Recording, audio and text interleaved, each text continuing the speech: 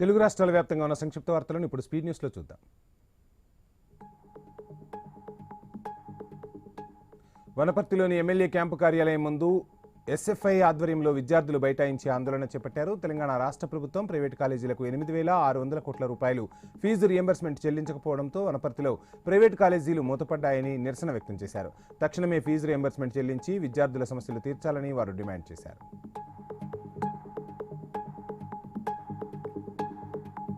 చిత్తూరు జిల్లా పలమనేరు నియోజకవర్గంలో ఓ విద్యార్థిని ఆత్మహత్య కలకలం రేపింది. చల్లావారిపల్లి గ్రామానికి చెందిన చంద్రలాయప్ప కుమార్తె పలమనేరు మధు కాలేజీలో చదువుతుంది. అయితే తన కుమార్తె ఓ యువకుడి వల్ల ఆత్మహత్య చేసుకుందని, తక్షణమే యువకుడిపై చర్యలు తీసుకోవాలని తండ్రి ఫిర్యాదు చేశారు. పోలీసులు కేసు నమోదు చేసి మృతదేహాన్ని పోస్టుమార్టం నిమిత్తం ఆసుపత్రికి తరలించగా అక్కడ గ్రామస్తులు ఆందోళన చేపట్టారు. తక్షణమే ఆత్మహత్యకు కారణమైన యువకుడిపై పోక్సో కేసు నమోదు చేయాలని నిరసన వ్యక్తం చేశారు.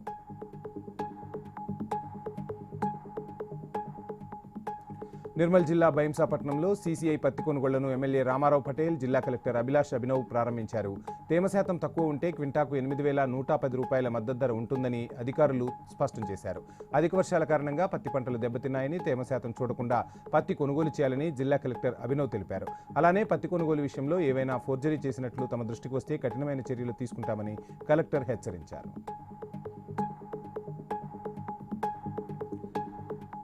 హిందూపురం పట్టణంలో వెలిసిన సుగురు ఆంజనేయ స్వామి దేవాలయ నూతన పాలకవర్గ ప్రమాణ స్వీకారోత్సవ కార్యక్రమంలో ఎంపీ బీకే పార్థసారథి పాల్గొన్నారు. ఆలయ ప్రాంగణంలో ఏకశిలా రాతి ఆంజనేయ స్వామి విగ్రహ ఏర్పాటుకు భూమి పూజ కార్యక్రమం ఘనంగా నిర్వహించారు. కాగా ఎన్డీఏ కూటమి ప్రభుత్వ పాలనలో ఆలయాల అభివృద్ధికి అధిక ప్రాధాన్యత ఇవ్వడం జరుగుతోందని హిందూపురం ఎంపీ పార్థసారథి పేర్కొన్నారు.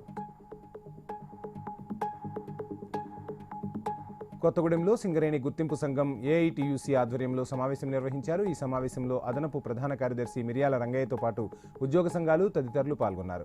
సింగరేణిలో చాలా కాలంగా పెండింగ్లో ఉన్న డిఫెండెంట్లకు ఉద్యోగ నియామకాల పత్రాలు వెంటనే జారీ చేయాలని, అదేవిధంగా మెడికల్ బోర్డు పెట్టకుండా యాజమాన్యం కాలయాపన చేస్తుందని తీవ్రస్థాయిలో మండిపడ్డారు.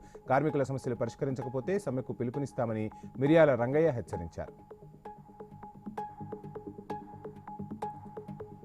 భద్రాద్రి కొత్తగూడెం జిల్లా సుజాత్ నగర్ మండలంలోని 9 అంగన్వాడీ కేంద్రాలకు 1969-70 సంవత్సరానికి చెందిన పూర్వ విద్యార్థులు 2 లక్షల రూపాయల విలువ చేసే వస్తువులను విద్యార్థులకు పంపిణీ చేశారు. ఈ కార్యక్రమంలో ట్రైనీ కలెక్టర్ సౌరభ్ శర్మ ముఖ్య అతిథిగా పాల్గొని పూర్వ విద్యార్థులను అభినందించారు.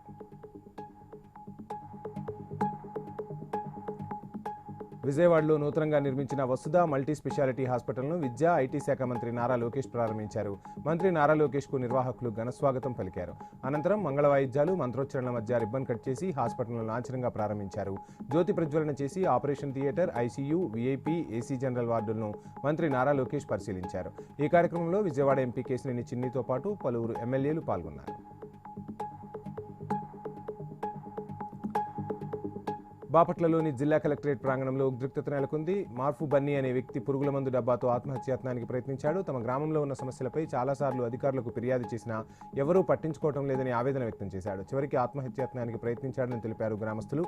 సమయానికి అక్కడ ఉన్న పోలీసులు, అధికారులు అతన్ని అడ్డుకుని ప్రమాదం నుంచి కాపాడారు. విజయవాడ కబేలా ప్రాంతంలో ఉన్న ఉర్దూ కాలేజీలో నూతన ల్యాబులను ఎమ్మెల్యే సుజనా చౌదరి ప్రారంభించారు. గత 5 ఏళ్లలో ఉర్దూ కాలేజీని పట్టించుకున్న నాదుడే లేడని, తాము అధికారంలోకి రాగానే కాలేజీను చూసి బాధేసిందన్నారు. ప్రభుత్వం దగ్గర నిధులు లేకపోవడంతో సుజనా ఫౌండేషన్ ఆధ్వర్యంలో 4 ల్యాబులను కట్టించడం జరిగిందని ఎమ్మెల్యే సుజనా చౌదరి తెలిపారు.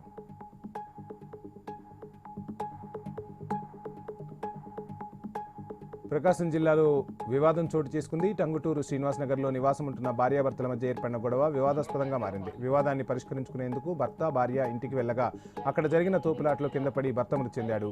దీంతో పోలీసులు కేసు నమోదు చేసి దర్యాప్తు చేపట్టారు.